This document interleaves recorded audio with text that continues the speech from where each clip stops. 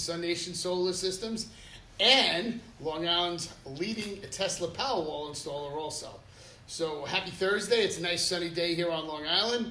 We're here with, I'm 6 feet away from Brian Karp, 6 foot. who he and his wife have generously let us use their home for this display today. We're going to put a Tesla Powerwall, or 2 Tesla Powerwalls, as you can see right there, through their paces. You can please dial in. Let us know what you want to see turned on and turned off. Right now, as you can see from this, we're in the standard rest position. The house is right now, the grid is feeding the home. The solar system, which we're going to go take a look at, is feeding the Tesla Powerwalls right now. So let's take a walk outside. We're going to simulate a few things. Can you still hear the audio?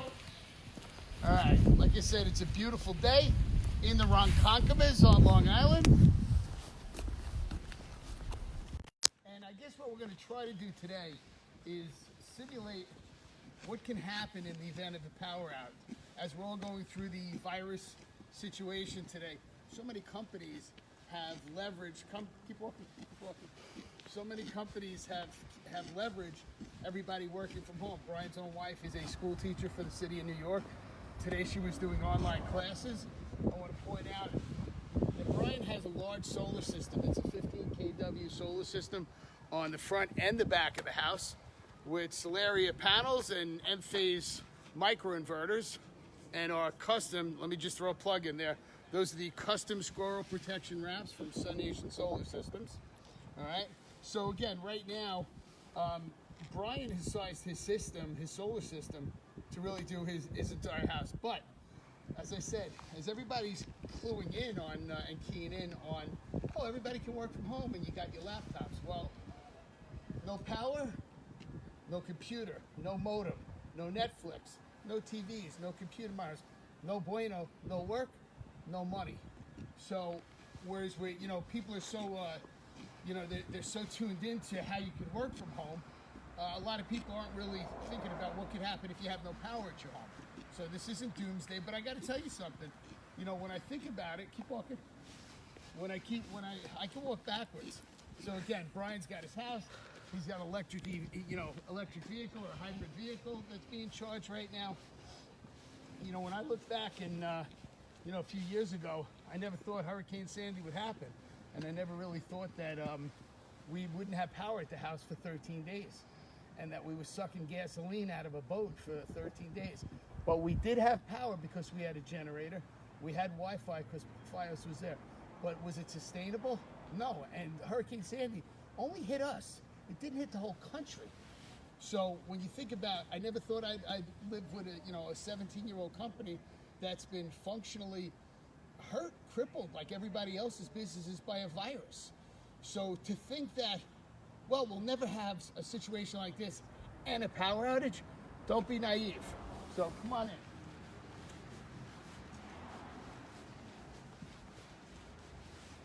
So again, what we have here, we have 2 Tesla Powerwalls. Each one has 13.5 kW. So that's 27 kW of power, which is a tremendous amount of power. But what we're going to do is we're going to simulate a power outage, and then we're going to walk through the house. If you want me to turn things on and off, you let me know. Harry, shut it down. You'll see what happens. Now remember, there is no, when the power goes on, there, you see, just saw the X? So now we're on battery power. You can see how everything just shifted. So we're fully on these 2 Tesla Powerwalls, still charging the car, still doing all kinds of stuff for the house. So when we leave here, when the power comes back on, the solar system is now powering the house, and the Powerwalls are powering the house as well. Once the grid comes, they power back and forth, as I showed you with the other display. So in the event that the power is out, if your solar system is still operating during the day, it's still going to charge the batteries, taking into consideration how much is being discharged. Okay, so we're going to go inside, and we're going to turn on a few things. Okay, what a beautiful home here we have. 6 feet, 6 feet. All right. gonna try that? So Brian's gonna turn on the microwave. Watch these numbers, folks.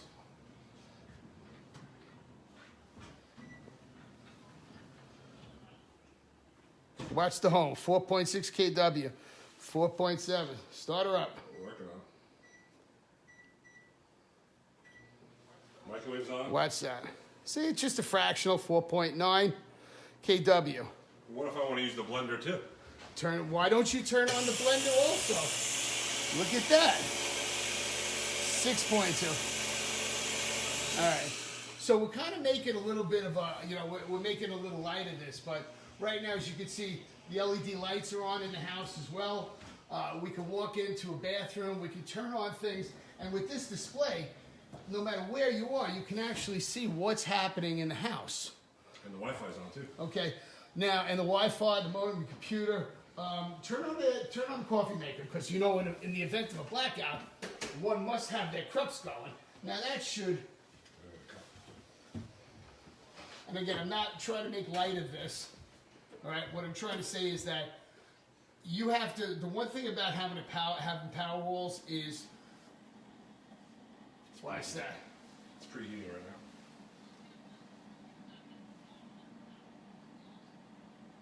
now. Boom. So this is live. Again, he's completely off grid. How about turning on that mixer? Can you do that? Sure.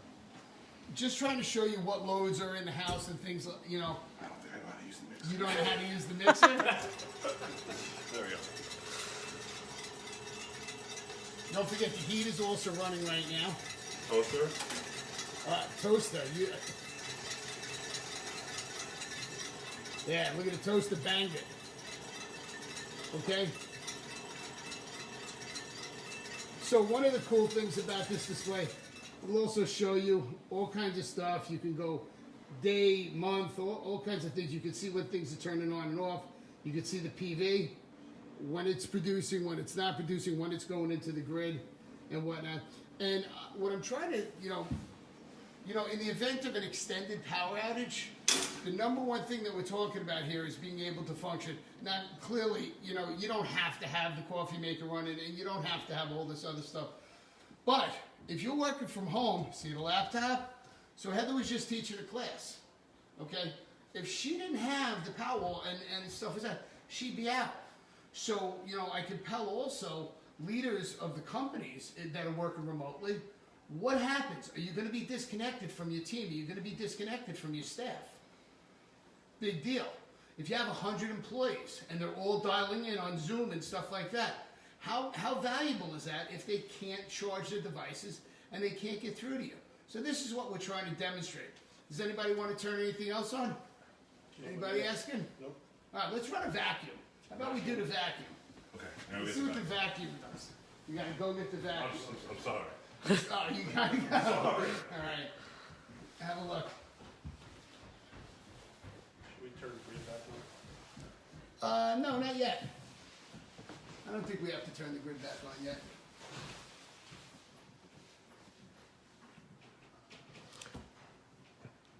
Fire it up, Bri. All right.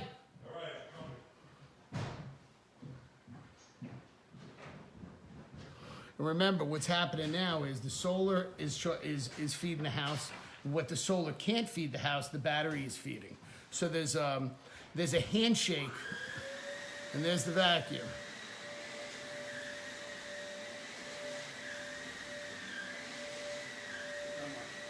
What? Yeah, not much of a draw. So there's sort of, we talk about it like a handshake between the grid, between the solar, between the battery, and between the home. All four of them are talking to one another. One of the other cool features about the Tesla Powerwall is that, let's say you're at work and power goes out at home, but not at work. You'll be able to see this on the app from anywhere that you are. And the most important thing is that your smoke detectors are working, your heat will be working, your modem will be working. Okay, so as long as you don't lose internet, from the supplier, you're going to be up, you're going to be functional, you're going to be running. So we're trying to demonstrate again. We're just trying to demonstrate today that you should really assess vulnerability. I think that's the word that we're trying to use, is vulnerability. You're not going to function very well. Your class is not going to be taught. Your students are not going to be able to, if you have college kids at home like myself, you're not going to be able to do any of these other things that they need to finish their classes. You can't go to the library. Think about what's happening right now. You can't go congregate. You can't go to Starbucks because it's closed. So there is no Wi-Fi at Starbucks. Pretty sure about that one. You can't go to the libraries, okay, because you can't commute in large people. There's no place to go to get power to charge your stuff, all right? So. You have a question? Sure, question. Can you get a battery without having solar? Yes, you can. The question was, can you get a battery without having solar? So a battery is a storage device. We'll assess what it can do, what it can't do, but yeah, we could definitely do it with just batteries alone. Another question? Sure. How many amp hours will that battery provide on a full charge? So amp hours and kilowatt hours, we work in batteries, we work with kilowatt hours. So a Tesla Powerwall will create 26 kW, two Tesla Powerwalls will get 27 kWs of power. So what I want you to think about, what is a kilowatt hour of power? 1 kilowatt hour is equal to a 100-watt light bulb burning for 10, I'm coming. 1 kilowatt hour is equal to 1 kilowatt hour is equal to one 100-watt light bulb. Let's go back to old school, regular 100-watt light bulbs burning for 10 hours. 100 watts times 10 is 1,000, that's a kilowatt hour. Every single one of these appliances has a load and a rating and stuff like that. So what we try and do is, you're gonna say, how long can it do it? Everybody wants to know, what can it do, how long? And what we're preaching is that this is a relationship. This is a power relationship between you and these two Tesla Powerwalls. How much can it do is how long it's gonna operate with what you're asking it to do. How many gallons of gas do you have in the car? It's going to go this many miles. If you put your foot to the floor, it's going to go less miles. So we talk about the Tesla Powerwalls as if it's a whole house solution. For emergency loads, it's going to do, even without solar, emergency loads, smoke detectors, an oil burner, some lights and things, it's going to do it for a couple of days, 3-4 days. When you get into the Tesla app, it'll actually show you, it's going to show you what happens. You can actually go on and say, well, I want to turn on my toaster, and I want this, and I want that. And the Tesla app will tell you, okay, well, we're fully charged Powerwalls. It's going to last this long. So did that answer? I hope that answered the question. Again, it's a relationship between you and the power. We're going to supply the power, but you have to use it wisely. And you'll be able to track it and manage it. You'll be able to track it and manage it. Oh, that just went. Now we got that back. That just is. You want to, let's turn back on grid power. Okay. Because I want you to see what happens when grid power goes back on. Okay. It takes about 5 minutes for that handshake to happen between grid power and Powerwall. Any other questions, Jim? So the fridge and the freezer see uninterrupted power when the grid drops? That is correct. So it is almost instantaneous. Once it's through its initial startup features, there's a startup feature with the Tesla Powerwalls, and it has to cycle a little bit. It's kind of like a break-in period. But remember something, that the refrigerators and freezers, they're really only drawing power. This house has 2 or 3 freezers, garage refrigerator loaded with beer, and they really only draw a lot of power when the compressors are cycling. Can it do air conditioning? Again, this is a question, how big are the air conditioners? I'm going in front of the Powerwalls again. We can get into the technical side of the Powerwall, but it's really a case by case. We really want to have that discussion specifically about your house, because we want to manage your expectations. The key of today's discussion was to really discuss about vulnerability, let you see that it actually works. They're sexy, they belong on a wall like this. And it's not an if, it's just a when you're going to need this backup power. Having generators sucks, okay? Sorry, I said sucks. Having to fill it with gasoline, and listen, having natural gas, I get it. I get the whole thing with redundant power. But for the average home, these things are killing it. and they provide you with everything that you're going to need if you manage it wisely. And I just don't think, I think it's just a matter of time before what's going to happen is everybody's become so accustomed now to having power, and now they're really learning about what being home and stuck at home works. Forget work for a second.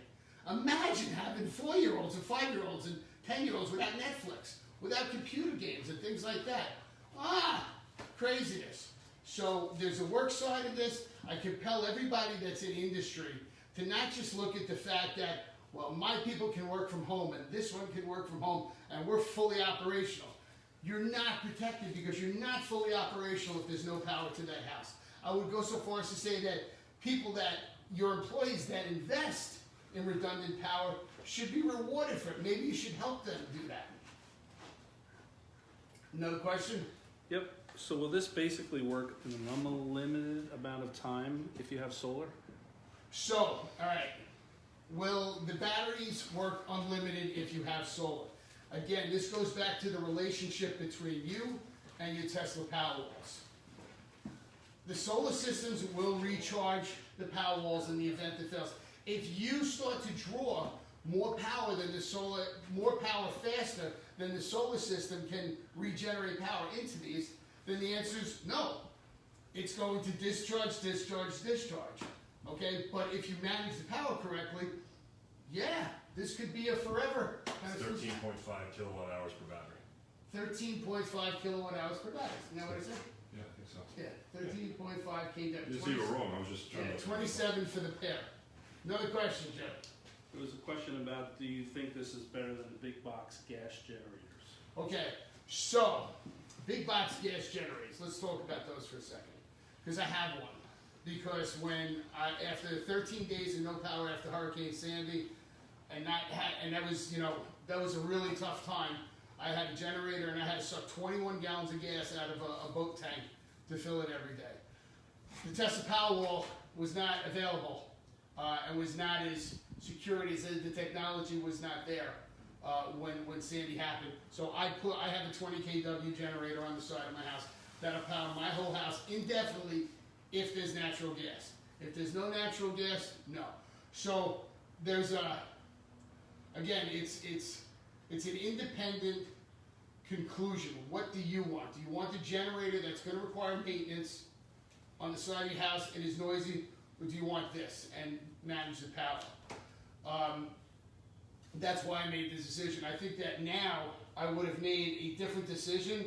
The other thing that's going to happen, which is why I'm compelling people to use the Tesla Powerwall, is we're going to have something called a time of use rate change pretty soon in PSE&G territory. They have it in California. That means that right now the best bang for the buck is to have the Tesla Powerwalls just as a battery backup system. When the time of use rates come in and you pay more for when you're charging your car from 11 to 4 o'clock, I don't know if they've actually set the time hours, but you may see your electric rates go from 22 cents to 40 cents for that time period and back down to 22 cents. When that happens, it will make sense to start to use these Tesla Powerwalls in a different fashion where you're actually injecting into your house when you need it, when the power is the most costly. I can tell you that companies on the West Coast right now, or in Hawaii, every solar system gets a Tesla Powerwall. It's just a no-brainer. In California, I think my colleagues say it's somewhere around every 3 solar systems get 2 battery backup systems. We're pitching right now, we're looking for about a 1-to-1 ratio, but I think that's going to go up pretty quickly. So, another question? Mike Teresco adds, those batteries look beautiful on the wall. Well, thank you. Even on the East Coast, Mike. We have colleagues on the West Coast signing in right now. But thank you, Mike. So, there's a lot of reasons to really think about that. Right now, the most important one is reliability so that you can still earn a living and feed your family and do all that. Now you'll see the grid just tied back in. All right, so we just unsimulated the power outage, or simulated the power coming back on. So now the power from the grid is feeding into the house. The solar system is now recharging the batteries. So that's kind of how it works. The app is flawless, and they look great, and I look great in front of them. So, any other questions? And we'll Yes, can you discuss the utility program where they pay for peak shaving? pay for peak shaving. Basically, how much the money do you make? So you're talking about the aggregation program. Yes. So one of the things that's important is that NYSERDA has a rebate program out where for these two Powerwalls, this homeowner got a $6,250 rebate from NYSERDA. Part of that discussion is that because the state incentivized Mr. Cart for putting his solar system in, LIPA has the right in a brownout or in an emergency condition to call Tesla and say, hey, dump into the grid. We want to take these 27 kilowatts and we want to dump it back into the grid. Now for that service, Brian could probably save another, I think it's $120 per year that they'll send back to Brian. He can opt out of the program, opt into the program. It's kind of like when they did the thermostats at PSE&G, where they sent thermostats to people's houses, and then they can control, okay, it doesn't go under 72 degrees in the summertime. So I hope that answers that one. Good job. Are there any safety concerns about these batteries? Can you put it in a laundry room or a basement? So yeah, these are sealed. You know, these are in a garage. They can go inside. They can go outside. For They can't be mounted inside a living space, but they can be mounted outside, like in a garage. They can be outside, you know, in a basement, but they can't be next to a bedroom wall. on the outside. ventilated areas. So you have to kind of keep them in the area, but you can't put them near a bedroom. Right. We're also doing we're doing a lot of safety training with firefighters. You know, the idea that these are going to blow up on the walls and stuff like that, it's not realistic. But we are training firefighters and all the volunteer firefighter systems out here on, in the event of a fire, what happens. The same way that we train them in the event of a fire, what do you do if there's a solar system on the roof? We're training them, what do you do if there's batteries on the wall? But we haven't seen any problems. We don't anticipate. Again, you know, from a technology standpoint, I got to tell you, Elon Musk, you know, praise, he's got the best system out there. The software platform is super cool, super easy to use, and super reliable. So he's definitely winning the race. Tesla's definitely winning the race with backup power. Next question is, if I already have solar, would I have to replace my inverters to add these Tesla Powerwalls? Again, so the answer to that is no. We can figure out a way to add battery system in and have your solar tying into it. So again, case by case kind of thing. We're here at www.SUNation.com to answer all those questions. You know, one of the cool things about us is we're all licensed electricians. We're NASDAQ certified, and we really, after 17 years of doing this stuff, we just kind of know how this all works, no matter what the system, whether we installed it or not. All right? So if there's no other questions, I will bid you adieu. From the Clark residents, thank you, Brian, from 6 feet away. Thank you, guys. And the camera from 6 feet away. And we'll get through this together, folks. But think about the reliability. Are you protected right now? Is your company protected? Scott Maskin, out.